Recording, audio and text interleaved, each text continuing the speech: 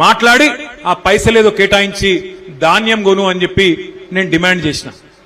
నేను అనుకున్న దబ్బన చూస్తాడేమో, చూసి ఏమన్నా రైతులకేమైనా చెప్తాడేమో అనుకున్నా. నిన్న పిడుగు లాంటి వార్త చెప్పిండు. ఏమంటుండు రేవంత్ రెడ్డి? నిన్న కేబినెట్ సమావేశంలో నిర్ణయం తీసుకున్నాడట. ఇప్పుడు మన కాడ ప్రీపెయిడ్ సెల్ ఫోన్లు ఉంటాయి, మీకు తెలుసు కదా. ప్రీపెయిడ్ ఫోన్లు తెలుసు కదా, ముందే పైసలు కట్టాలి, అది మీటర్ తిరుగుతూనే ఉంటుంది, ఆయనతో బంద్ అవుతుంది. 1000 రూపాయలు ఛార్జ్ చేసినాం అనుకో, ఆ 1000 రూపాయలు ఇవ్వగానే అది బంద్ అవుతుంది పనిచేస్తుంది. రేవంత్ రెడ్డి నిన్న కేబినెట్ లో నిర్ణయం తీసుకున్నాడు. ఇక రాష్ట్రంలో మీటర్లు, మామూలు మీటర్లు తీసేస్తారట, మొత్తం ప్రీపెయిడ్ మీటర్లు పెడతారట. ఇక అంటే మీ ఇంట్లల్లో స్మార్ట్ మీటర్లు పెడతారు. ఇక బిల్లు కట్టకపోతే అప్నే ఆప్ బంద్ హోయాతా.